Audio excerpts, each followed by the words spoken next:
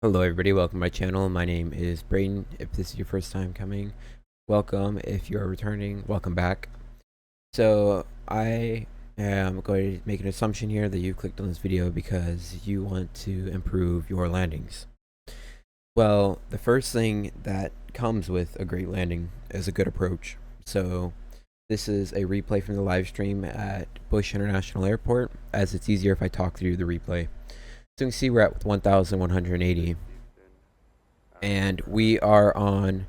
So first things first, we can see we are on the localizer, and we can also see we're on the glide slope. So to be stabilized, we have to be we want to be basically within the tips of the localizer. We want to be with the runway center line. You should really just stay on it the whole time. Of course, you always gonna have a wander off sometimes, so you just want to correct for it. And then we want to be within 1 dot of the glide slope. So the glide slope, the tip should be within one dot, and I'm talking about if the diamond is moving up, you want the bottom tip be no higher than this first dot. That's about 50 feet high. So here's the next thing. I call 1,000 feet stable. We do not want to be 1,000 feet per minute. You want to stay 1,000 feet per minute to your maximum. You don't really want to go between negative 300 or positive 300 between your landing.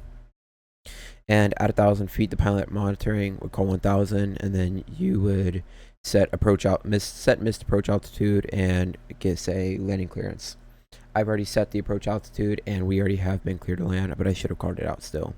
The next thing is we're gonna follow the glide, so you can see the speed. We do have a slight tailwind, so we're gonna have to ensure we don't go too slow or too fast, and we're just gonna keep making responses, so we can see making slight corrections. Now, while we're coming down closer and closer to the ground, we're going to be looking out of the windscreen a little more. We're going to keep the runway roughly at the same spot in your windshield. So if you start getting too low, what you want to do is you're going to add a little bit of power, and you're going to pitch up. You can see I'm going to add a little power. 500 feet, stable, continue. We are stable.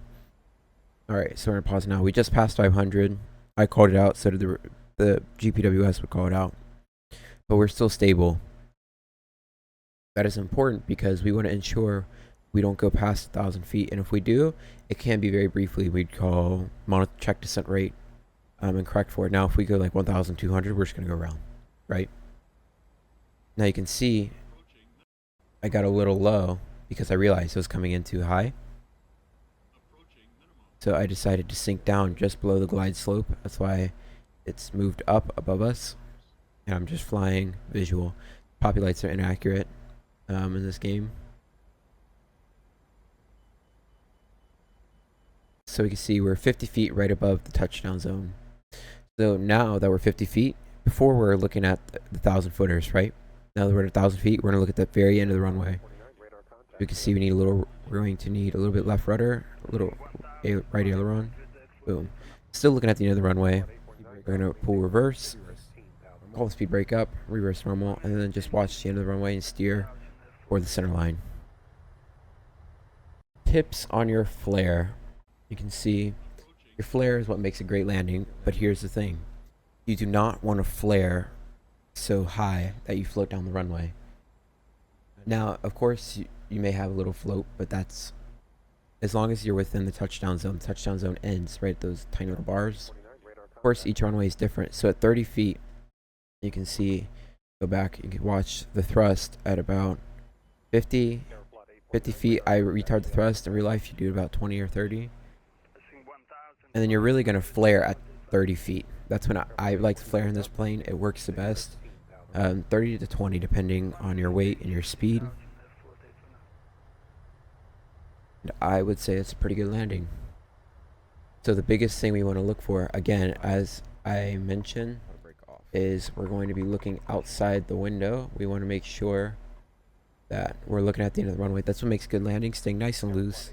So we're going to touch down more than likely with right aileron in and a little bit of left rudder. So you can see when I come in, we got a little left. We're ending with right aileron and a little bit of left rudder. And then you're going to deaccelerate, maintain center line. Once we hit 85, we're going to call 85. We're going to go speed brake, reversers to the reverse idle and then manual braking at about 65. You'll get off to the left. Thumbs up. Want to brake off. Alright everybody, well, I'd like to thank you for watching, and I hope you enjoyed this one. And I will see you on the next one.